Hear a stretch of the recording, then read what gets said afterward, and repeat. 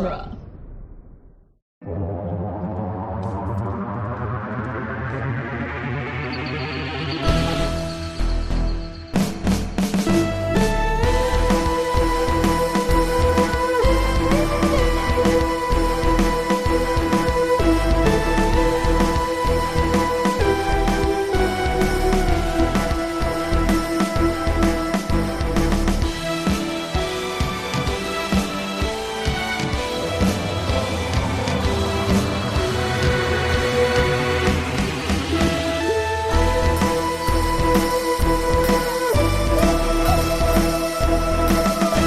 Doctor Who, The Long Way Around, a weekly podcast where we review, discuss, and recap every episode of Doctor Who, one doctor at a time. I'm Scott Corelli. I'm Cassandra Fredrickson. And I'm Nick Jimenez. Today on the show, we'll be discussing parts 5 through 7 of the Silurians, the Third Doctor's second story. But not his last. Nowhere near his last. No. That one has spiders. This one has lizards. Yeah, it does.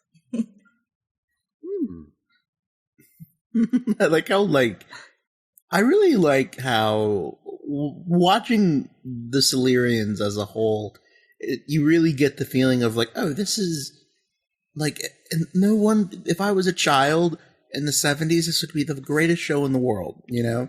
Yeah. And it's Totally. it's so good that you almost forget that it's a children's show, you know? Yeah. Totally. So, Cass, tell us about part 5. All right. So last we saw the Doctor, the taller, younger Silurian was like, "Oh, I destroyed them all, and now I'm going to destroy you too," and whatever. So I'm actually really glad that I got this episode because I love bloodthirsty young Silurian so much. He's pretty great. I called him Koba. He's totally the Koba.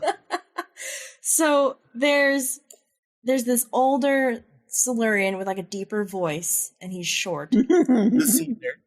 And he's like, "I'm the leader." And Because he's Caesar. yeah.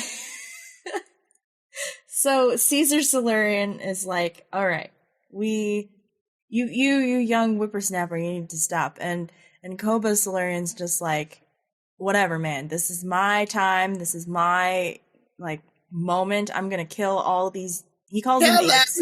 Yeah, I'm gonna kill all these apes. Yeah. So the young Silurian's gonna kill the Doctor and Baker, but the old Silurian is like, "What are you doing? Stop it." And I think we jumped a little forward in time last time, so Unit is still down in the caves, and the way that the young Silurian quote took care of them or destroyed them is they put up a wall out of nowhere. So Unit is just stuck in this cave with no airflow, and they're just gonna slowly suffocate to death. And As you do. If that's not the most passive aggressive way to kill somebody, I don't know what it is. But Koba the Silurian is so passive aggressive. It's amazing. Yeah. He's such a little brat. My Good favorite. luck breathing. And he has a higher pitched voice, so you can't really take him seriously. And his head bobbles. Starscream. Yeah, his head bobbles a little when he gets angry. It's my favorite thing. Is episode 5 the one where she's like, "We have to live together as equals"? He's like, "I disagree," and then just runs away. Yeah. It's so good. He runs away, stops, turns, and "I disagree," and then he runs away. Yeah. Oh man. So the Doctor is still trying to negotiate peace between the Silurians and the humans, and he's like, "Dude, the humans are coming for you, and you need to stop what you're doing." And then we cut back to the Fellowship of the Caves, and Dawson, Dr. Quinn's medicine woman, she's just like Dawson? she's just like, kill them all. And I don't know like why she got so bloodthirsty. Maybe that's her way of dealing with grief. But Yeah, she needs revenge for the death of her lover. I guess She was super into Dr. No, Quinn. yeah, she totally wouldn't was. She had like a key to his cabin and everything. Like they were totally a thing. They were going steady. So there is this this guy from London. He's, I think, one of the like secretaries of one of the departments of whatever their government. And Dr. Lawrence, the comb over guy, he called him down from London to be like, can you take care of this? Can you just like tell unit to go away, please, so I can figure out what's going on and get back to my work.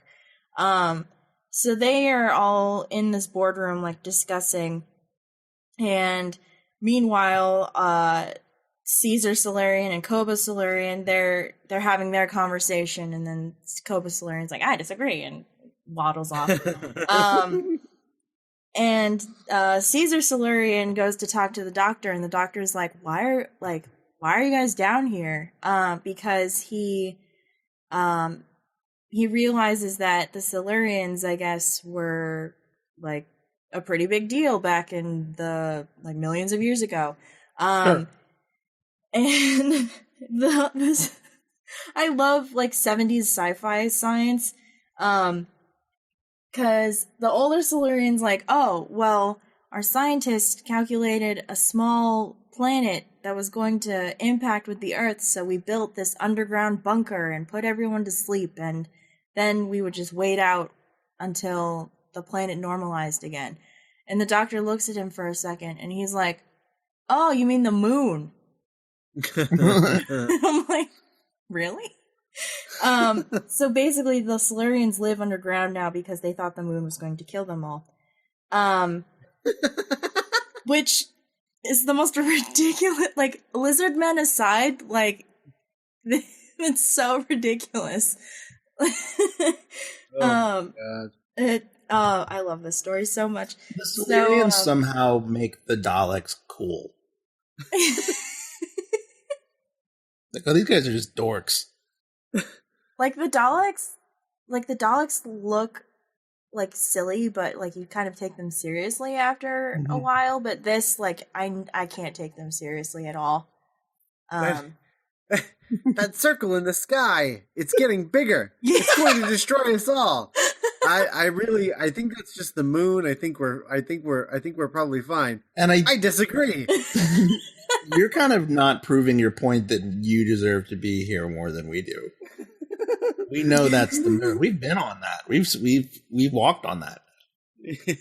Well, not us. I mean, America, but we saw it on the telly. And like 4 Americans. Yeah, we watched it on TV, and then suddenly had the urge to murder these faceless beings. Oh man! Our prime minister quit the other day, just kind of cuz. So one of the unit guys in the cave just starts casually losing his mind, like the guy from episode 1. So he's like drawing on the side of the cave, and one of the I think it's Major Baker. No, Major Baker's in the jail. One of the other unit guys is just like, yo, what are you doing? And then like he lunges for him and like chokes him out. And the brig is just like, what, you guys? I love that strangulation is the accepted form of violence in the 70s. Yeah, it's just like, no blood, just choke him out. It's fine. Yeah, just choke him out. Which in some ways is way more violent. Yeah. It is, because it takes way longer. Oh, man. It's more personal. So Koba Silurian has a plan, and he like ropes this other like third party neutral scientist Silurian guy. Call him Gus. Gus, okay. So Koba persuades Gus to help him, because he's better at the science. And Gus is like, okay, fine.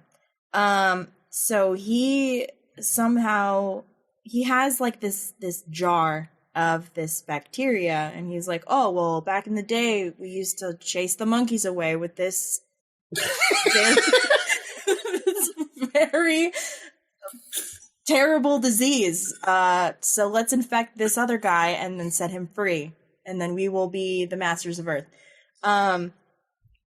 So the Silurians let Major Baker out of the cage, and he tries to escape, but he gets cornered by a Cavesaurus Rex, and then all these Silurians come out, and they're just kind of slowly, like walking towards him, but he kind of gets overwhelmed. And meanwhile, the Doctor is still talking to Caesar Silurian, and the Doctor's like, look, you guys are lizard people. People can't live in the desert, so you guys can just live in the desert, and it'll be fine. No one has to die.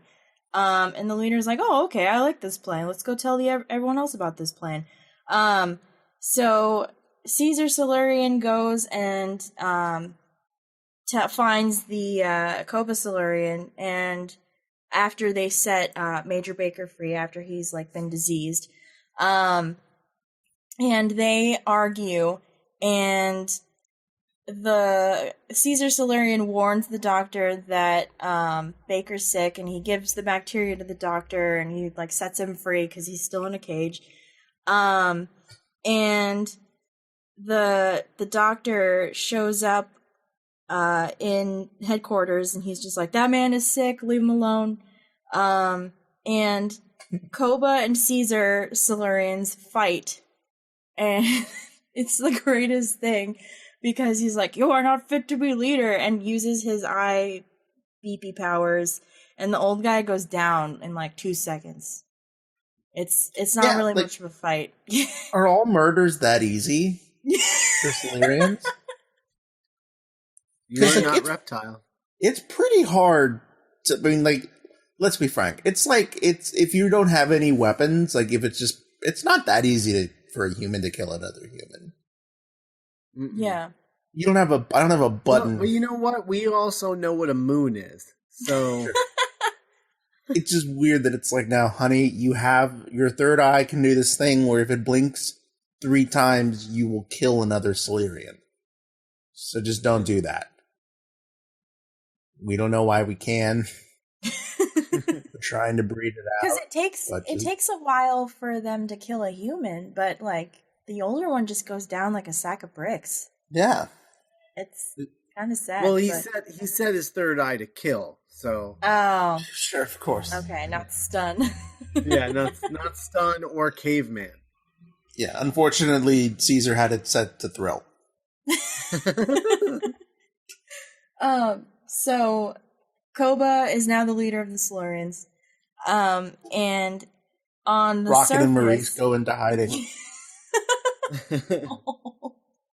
On the surface, the Doctor's like, hey, this man is really sick. We need to quarantine the whole area so people are dumb and leave. The bureaucrat London guy goes back to London. Go back to London. Yeah. The Doctor's like trying to round everybody up, and Baker's taken to the hospital, and then they go to the hospital because they're like, this is the worst thing. Why did you leave? Like, why did you let him leave? So they chase him down, and he is just lying on the front lawn of the hospital, and he's dead. And it's pretty nasty. And that's how the episode ends. And the Doctor's like, the first one. Yeah. He's dead. The first one. Yeah. Yeah. Where are you getting these sunglasses from, Doctor? Yeah. They're Sonic. Oh my god, yeah. Which brings us to episode 6.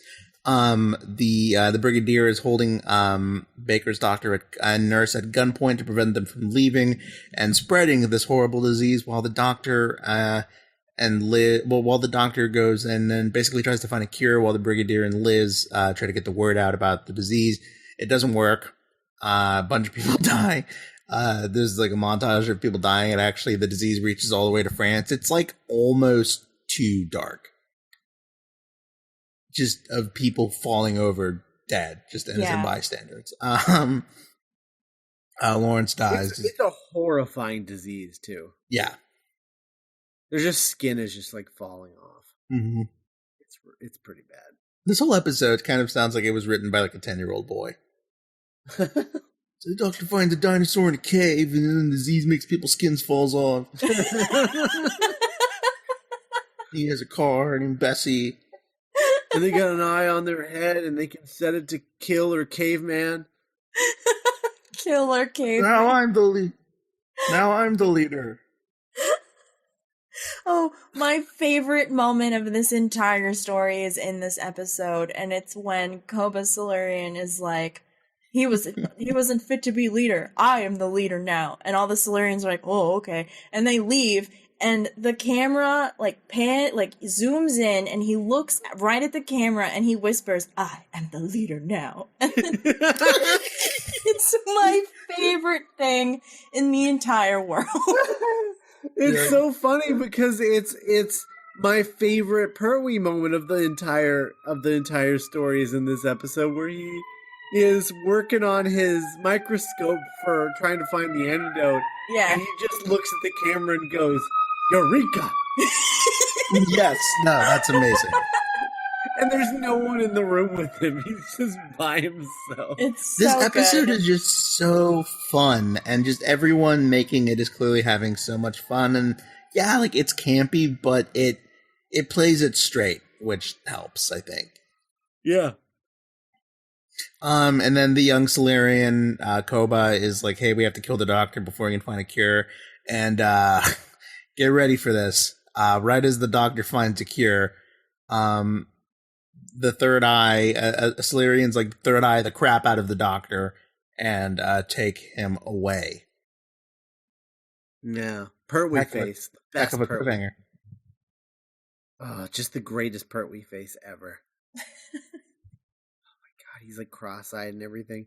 I will say, I think my favorite moment in the entire story is when Dr. Combover gets the disease and shows up to raise hell. Oh, just dies screaming.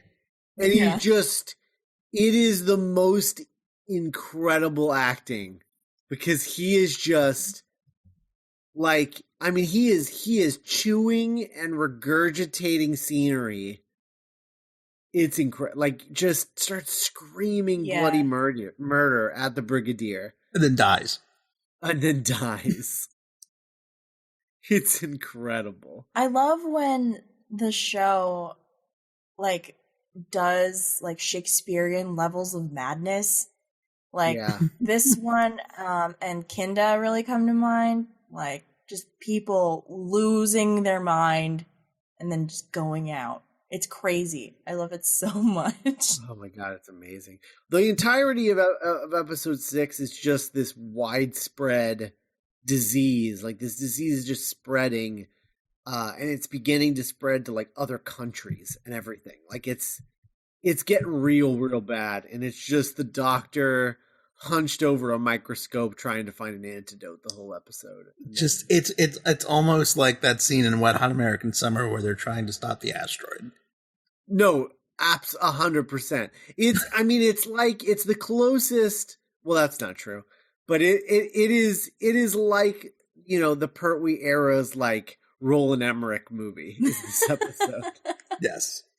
Is the montage where the Brigadier's on the phone, is that in this one or in the next one? Yeah.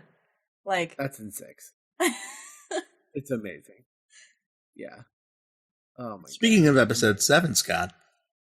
Yeah, so then in episode 7, Liz, the doctor gets taken away, but Liz discovers the formula and mass produces it and distributes it, because before the doctor's taken away, he calls up the Brigadier and he's like, I figured it out. I've got the antidote. And he's like, great. And he's like, go make more of it. And he's like, okay. And then he goes and he gets taken by the Silurians. But Liz finds the formula and she begins to mass produce it and get it distributed. So everybody starts getting healed. But the Silurians, they have a backup plan because they're going to use a weapon to destroy something called the Van Allen belt, which will then make Earth's environment uninhabitable. Scott, they know what a Van Allen belt is. They're not children. I don't know what a Van Allen. I think it's the ozone layer. Oh, is that what it is? I think Like so. before we called it the ozone layer? Maybe, I don't know. But that's what because like global warming is a thing. So sorry, Sure. Silurians, we're destroying ourselves. Yeah. So basically they kidnap the Doctor because he understands nuclear power. And they need to siphon power from the nuclear reactor to power their weapon to destroy the Van Allen belt. And the Doctor's like, yeah, no, totally. I'll totally do that for you. And he was wearing a lab coat in episode 6, and they've taken the lab coat off of him. So now we've just got Pertwee in just like just a plain white t-shirt. Oh, just the dad vibes is off the charts. I mean, and he's got his tattoo. He's got his Navy tattoo. Yeah. Yeah. So it's pretty phenomenal. It's pretty phenomenal. He's got a Navy tattoo on his forearm, and he's you just want him to be drinking a can of Newcastle. Yeah. No, it's a real Cesar Romero kind of moment of like, Cesar Romero, who played the Joker on the Batman 66 series, famously had a mustache and refused to shave the mustache to play the Joker, so they just painted over the mustache. Yeah. And he obviously has a mustache with face paint over it. I wish there was a lot like that. I wish there was a scene in 66 Batman where it's like, Batman, have you ever thought about finding the Joker's real identity? Well, I know he has that mustache. And he paints over it. Yeah, I noticed that. It's weird. So basically the Doctor overloads the reactor, tricking Koba Silurian, and so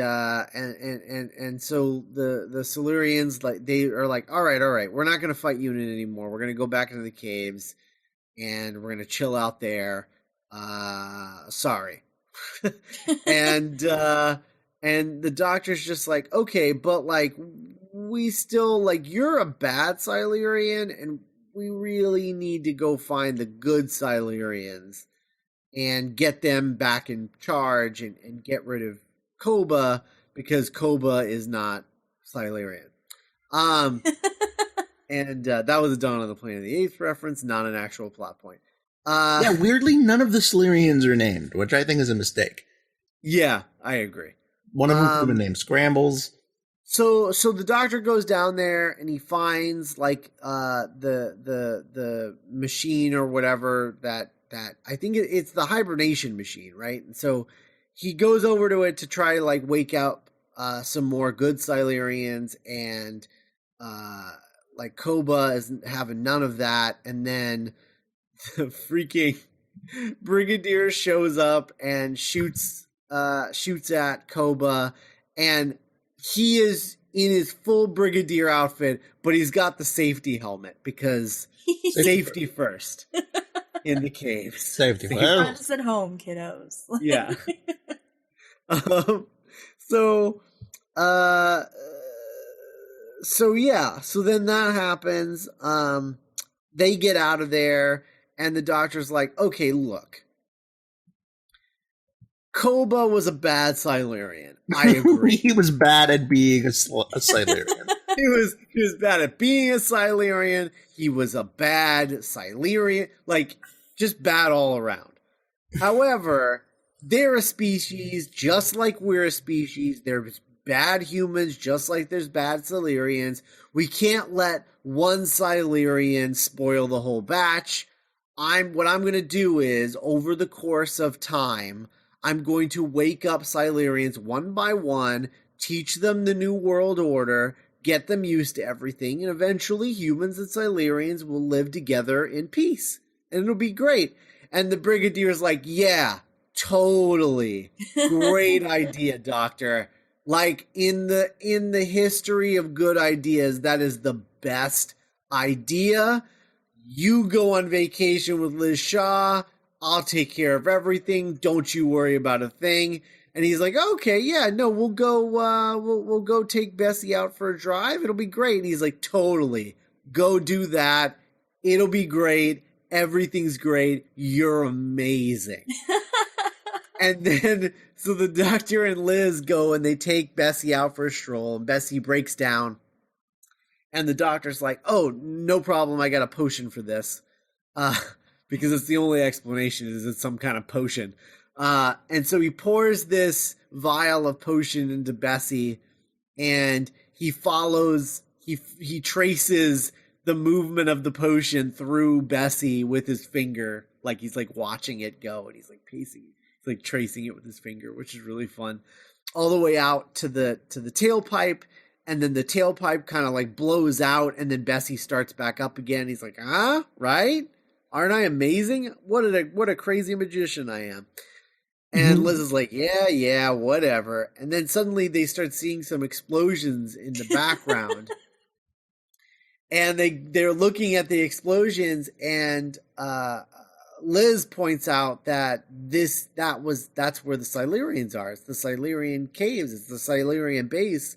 And the doctor realizes that the Brigadier decided that he didn't want to live in peace with the Silurians. Instead, he's going to blow them up.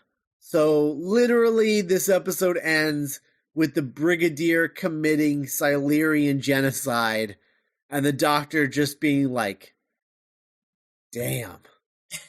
And that's it. That's how the episode ends. Forget about it, Doctor. It's Cardiff. Yeah, it might be the darkest ending of any Doctor Who story. Yeah, there's like no comfort at all. It just ends. No, yeah. No. It's like 7 episodes, and the Silurians have been murdered through genocide. It's kind of insane. And it's kind of insane that the Doctor continues to be best buds with the Brigadier after this. Yeah. It really calls to my memory, like, you know, Eleven's brilliant kind of breakdown, like in the episodes, like The Beast Below. Yeah, totally. Mm-hmm. Yeah. So this ends with the genocide ending, which is dark. We had some laughs though. Yeah, dark ending, but a really fun story. Mm-hmm. I think overall. I love the Silurians. So like, good. Yeah. Like, imagine if Dinosaurs on a Spaceship ended with, like, 11, like, slitting David Bradley's throat.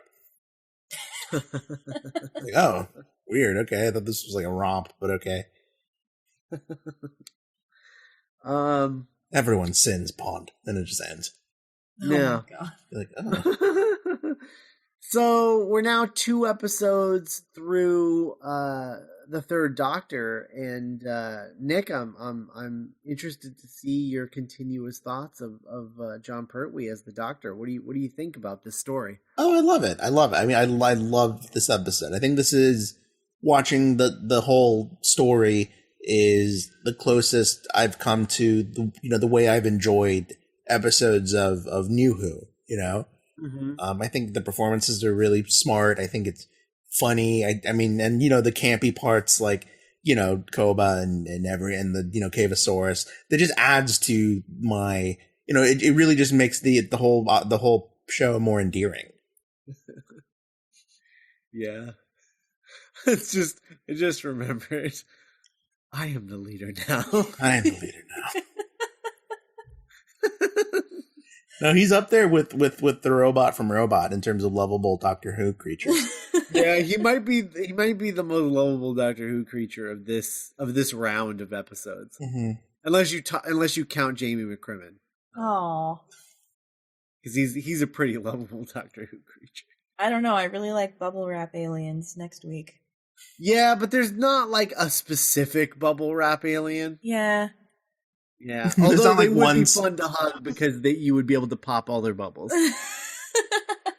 There's not like one angry, neurotic bubble wrap alien to separate himself from the crowd. No, because it's more of like a disease, kind of. I hate it. Yeah, I don't know. You'll see next week. It's The arc in space is phenomenal. Mm-hmm. It's probably I could make the argument that the arc in space is the most iconic Fourth Doctor story. Really? And which I some would think you say could- means it's the most iconic Doctor Who story. Yeah, I mean, I think you could make that argument. I think you could. You could. Because, like, when I think of the Fourth Doctor, the arc in space is always the first story I think of. That's true. I think of him near the point of insanity, whisper screaming at Matt Smith. Yeah. So, so yeah, next week the Ark in Space. Very excited. Very excited. I'm excited to see that one again. Yeah, me too. I'm always up to watch Ark in Space. That's a great And one. like honestly, watching this one again because it's been a really long time, and the only thing I really remembered was the kazoo and cliffhanger face, and I am the leader now. But I am the leader now. I'm gonna use that in every single conversation from now on. It's magical disagree. because he said that to himself. Yes, exactly. He says it I twice. disagree. But this gets better every single time I watch it, and it doesn't feel like it's 7 episodes long, No. which is an accomplishment because some of the like worse 4-episode ones just drag forever. Yeah. So, yeah. Oh, it's so good. Yeah. So that's the the episode. Silurians. We'll be back next week with the Ark in Space with our first guest Ooh. on the Doctor's Companion. We have a Patreon winner who is going to be our guest for the Ark in Space. That is the story that they requested. That's And a good luckily- choice. Yeah, luckily it was coming up really soon. So we will be joined by him. Time of the Doctor. I want to record Time of the Doctor. We'll talk to you in 8 years. But yeah, so that's really cool, and so that'll be a really fun show, I think.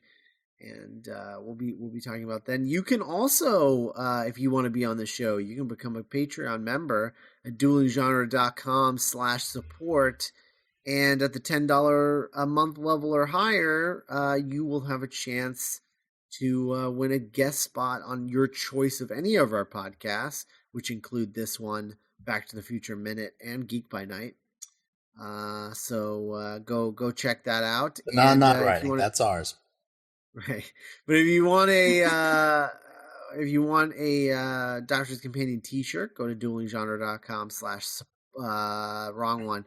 duelinggenre.com/merch and you'll be able to get a Doctor's Companion t-shirt or a t-shirt for any of our other things. There's also coffee mugs and notebooks and art prints and all kinds of stuff. So go check And who out. knows? Maybe one day you'll be wearing a Doctor's Companion shirt and you'll bump into someone wearing a Back to the Future Part 2 shirt and you'll notice, each other and then you'll get married. Marriage not guaranteed. Marriage not And yeah, so that's go check that out. That's at T Public. Dueling Genre has like our own T Public store now, and we'll be putting up all kinds of designs and things like that as we go on. I would imagine like a design of Koba saying, "I'm the leader now." that would be. Don't tempt me. Don't tempt me. Would that I'd be buy illegal? that shirt. It would be an amazing shirt. I'd wear that like every week. Oh my god, it'd be incredible. Wouldn't it be amazing if we just made amazing Classic Who shirts and that's how we built our entire audience? Was Oh just hell like, yeah! Oh, but Let's do Where that. did we these can make- awesome shirts come from? Yeah, we could make a shirt of like K9, like I don't know, Yeah. smoking a doobie. I don't know. I don't know. I was trying to think of something K9 could do. That was just something. I don't know. It could be like playing. I think I just want to see K9 giving Koba Silurian a big hug. It's okay. And while Koba Silurian has his arms crossed and he's just saying grumpily, "I am the leader now." And then K9 says affirmative. There you go. Affirmative. Affirmative. I'll just never forget the time that he just like threw down and died for those kids that he like, never. Oh, it's so good. So yeah, go check out all that stuff. You can also email us, contact@thedoctorscompanion.us. We're on Twitter at TDCPod, on Tumblr, the Doctor's Companion Podcast.tumblr.com. We're also on Facebook. Like us there. You can also leave us iTunes reviews. That's really helpful. If you've done an iTunes review in the past, we would recommend updating your review if you could, to sort of reflect the new show. That would be really helpful. How have things changed? Well, I mean, they have changed. Oh, yeah. Yeah. So go do that. That would be really helpful. And special thanks to Patreon associate producer David Jeffries, who helps make this all possible with his incredibly like amazing donation every month. It's really helpful. It's upwards in the millions of dollars is all we can say. Yeah. So yeah, we'll be back next week.